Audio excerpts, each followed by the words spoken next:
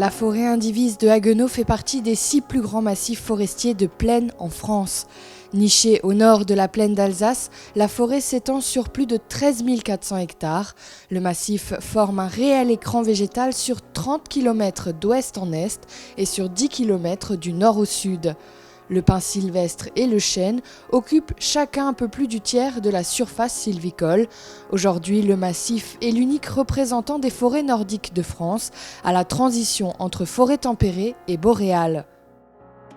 Le visage de la forêt indivise de Haguenau a pourtant bien changé.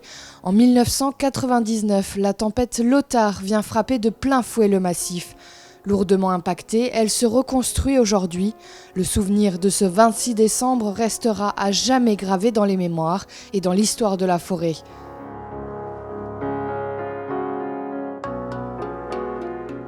Des vents de plus de 150 km/h ont balayé la région pendant plus de 2 heures ce dimanche midi.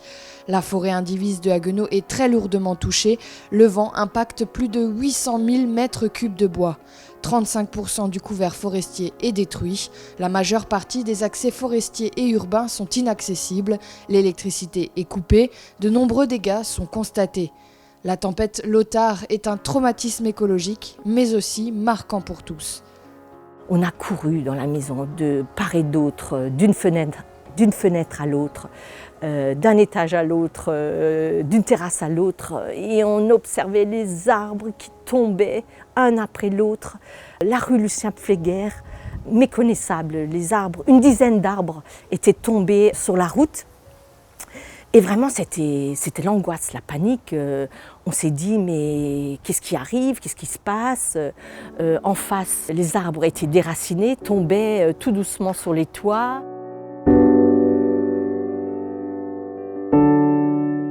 Sortant de la mairie, j'ai vu le premier arbre, assez grand, sur le rond-point à côté de la mairie, qui était couché à travers de la route. Donc c'était ma première vision de cette tempête, avec des bouts de tuiles un peu partout sur la route. Donc je commençais effectivement à me dire, mais qu'est-ce qui s'est passé? Et ce qui était après encore impressionnant, c'était le long de la Moder, cette image me restera, c'était le quai des pêcheurs, où il y avait une rangée de peupliers, une quarantaine de peupliers alignés, et ils étaient tous par terre.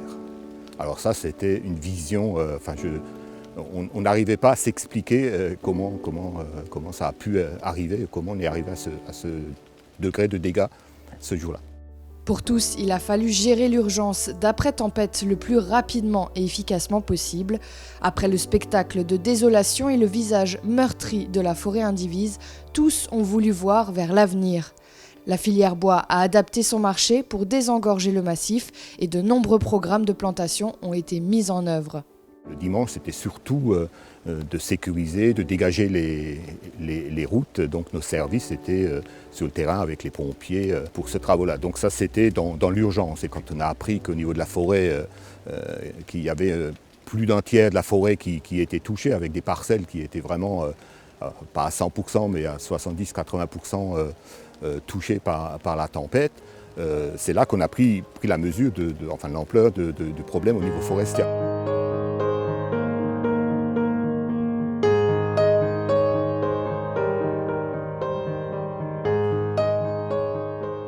On a pu faire un peu de régénération naturelle, mais dans les petites trouées, ce qui s'apparentait à des coupes, je dirais, traditionnelles de régénération. Mais dans les très grandes trouées, évidemment, il a fallu s'adresser à autre chose. Et donc on a fait le pari d'attendre cette dynamique spontanée et de travailler avec ces pionniers et avec ces successions naturelles. Tout ça, c'était réfléchi aussi, donc cette exploitation, elle n'était pas complète, elle était partielle, mais c'était voulu, on s'est concentré donc vraiment sur ce qui était précieux, sur ce qui était valorisable, et le restant ayant donc des apports écologiques ou des apports donc ultérieurs pour la bonne reconstitution, pour la bonne régénération de la forêt.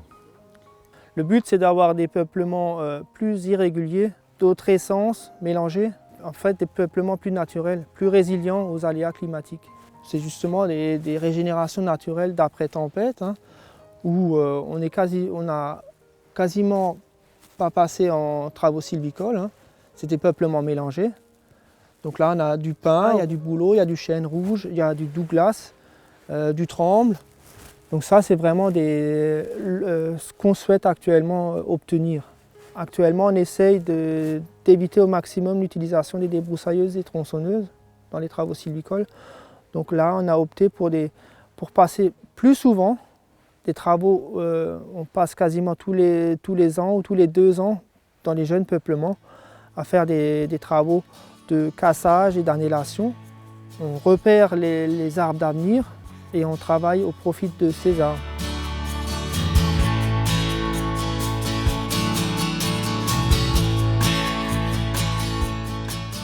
On a mis en place une opération, c'est un peu l'endroit où on se trouve. 11 enfants des écoles primaires ont replanté 2300 arbres donc, sur la parcelle qui est derrière moi. Les écoles passent régulièrement pour voir comment évoluer. Ça permet aussi de faire un peu de pédagogie autour de la forêt en utilisant cette parcelle.